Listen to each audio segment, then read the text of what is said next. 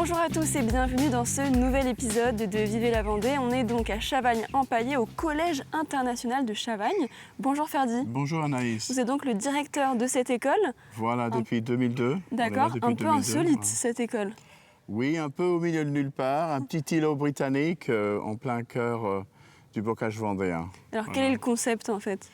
Nous sommes un collège-lycée catholique hors contrat avec des élèves venant du Royaume-Uni, de l'Espagne, de l'Ukraine, de la Russie, de la Syrie, du Liban, de l'Allemagne, des États-Unis.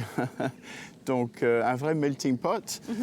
Et où on pratique les diplômes britanniques et français jusqu'au brevet et puis que les diplômes britanniques au niveau du bac. Et ça s'adresse à quel type de jeunes, de profils? Est-ce que c'est ouvert à tous ou pas? C'est ouvert à tous, mais il faut payer la scolarité. Mais on a quand même des bourses que nous avons trouvées pour des familles démunies venant par exemple du Moyen-Orient, aussi des zones comme en Ukraine ou avec les problèmes qu'ils ont. Et c'est que les hommes, de ce que j'ai lu sur le panneau en entrant? C'est que les garçons, oui. Mais il y a des femmes professeurs. Mais par rapport aux élèves, voilà, c'est que ceux des garçons de 11 à 18 ans. Aujourd'hui, on est à 41 élèves, ce qui n'est pas beaucoup, mais aussi après le Covid, les effectifs ont baissé et maintenant, ça commence à remonter. Voilà, exactement. Et ce qui fait des cours, des effectifs très restreints. Hein. On a 5, 6, 7, 8 élèves par classe. Ah, c'est tout? Waouh! Voilà. Je suis devant une classe de garçons de la seconde et nous avons 1, 2, 3, 4, 5 Ukrainiens, un Mexicain et 2 Américains. Et on va dire moitié débutants, moitié faux débutants qui ont fait un petit peu de français l'année dernière, qui ont peut-être un niveau A1, A1, A2, et les autres qui ont un niveau A0, ça veut dire rien du tout. Je m'appelle... Oh, excuse me, I've got two P's in there. Je m'appelle... J'ai un trou, il y a 2 P ou 1 P? 2 P. Avoir, être. Être porte un petit chapeau. Alors le chapeau, ça veut dire que par le passé, il y avait un S. Comme essere en italien. Je suis. Tu es. Il est. Elle est. Nous sommes. Vous êtes. Ils sont. Elles sont. Je suis allé à cette école parce que mon père connaît très bien M. Moudermott et puis cette école a de très bons résultats. Ouais. Et voilà, c'est une raison. Tu vises quel métier? Tu as de l'ambition pour la suite dès le plus jeune âge? Oui, j'en ai assez. Je voudrais travailler dans l'économie. Et voilà. Pour devenir... Je voudrais commencer une entreprise. Ah oui, direct. Oui. Et t'as quel âge pour parler d'entreprise? 15 ans. Je dors dans un dortoir avec plusieurs chambres. En tant que junior, il y a une grande chambre pour 20 personnes. Le fait qu'il n'y ait pas de filles, c'est dérangeant ça? Non, ça va. En fait, du temps qu'on n'y pense pas trop, ça va. Et dès que tu y penses? Dès que j'y pense, c'est énervant. Je suis là depuis avant-hier, mais j'ai fait des stages d'anglais et voilà. Qu'est-ce qui te plaît dans cette école comparé aux autres? Là, je vois que tu as un uniforme et tout, c'est classe. Bah oui, c'est assez strict, c'est carré, c'est... C'est ça que t'aimes? Il y Oui, a des règles un peu?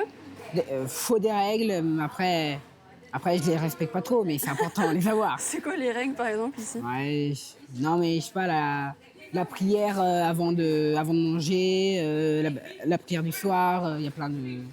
Mais c'est bon, c'est un moment assez libre, c'est une bonne école, c'est... Et la place de la religion, est-ce que toi tu es religieux et c'est pour ça que tu es venu ici ou pas du tout? Oui, je suis chrétien, je suis croyant. Et qu'est-ce qui te plaît dans l'internat? Le fait d'être avec les amis. C'est des amis déjà? Bah oui. Bah, Philibert, il était dans mon ancienne école. Philibert? Oui. C'est un beau prénom ça. Okay, so that's a really important thing we're going to go through. It gives you a better experience in education also. C'est une meilleure expérience éducative, car plus personnalisée, aussi bien le jour que la nuit, car c'est un pensionnat. during the day and also in the evenings, as it's a boarding school as well. So you get Et tu dors ici? Yeah. So most of the Oui, la plupart des professeurs dorment sur place, comme les garçons d'ailleurs.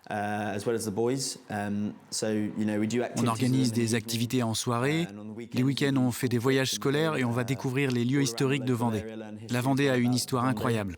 It's got an amazing history. So yes. Et le fait d'être séparé de la vie normale, comment tu le ressens? How can you feel about that?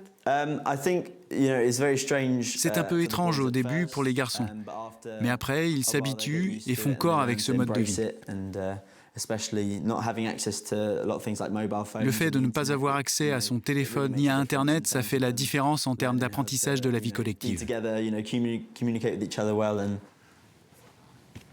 Donc la place de la religion, c'est très important ici. On sort d'une chapelle. Oui. Donc, une très grande chapelle, on en a 3 même. 3 sur le site. Okay. Ouais. Donc, chaque jour commence avec la prière de l'Angélus, qui sonne aussi parce que toutes les églises ici dans le bocage vendéen, ils sonnent l'Angélus. Donc, on prie l'Angélus en début de journée. Et puis, au milieu de la journée, on va tous à la messe. Ce qui est un peu inouï, ça se faisait autrefois, mais on le fait toujours. Et en latin et en anglais.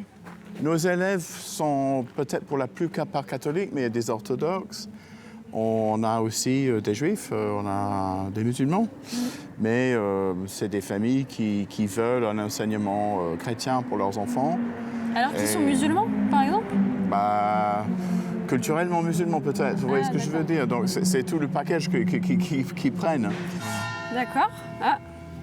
Ça sonne la fin de l'épisode. Voilà, mais avant ça, j'avais une dernière question, c'est au niveau des frais. Est-ce que ça coûte cher à l'année de venir dans votre école qui a l'air quand même un peu élitiste? Parce qu'une classe avec 2 élèves, on peut se dire, c'est une chance, quoi. C'est un luxe. Nous avons quelques mécènes. Donc, par exemple, on a reçu des élèves d'Ukraine et des élèves du Liban et de la Syrie qui n'ont rien du tout payé.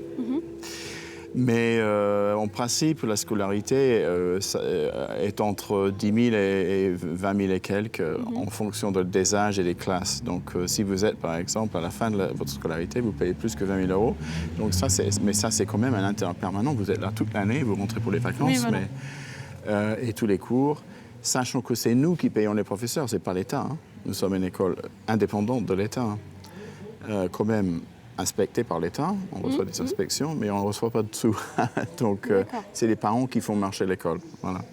Merci beaucoup pour toutes ces informations, pour nous avoir montré un peu, nous avoir ouvert les portes de cette école. Merci beaucoup à vous aussi et bonne rentrée, Merci beaucoup. journaliste également pour vous.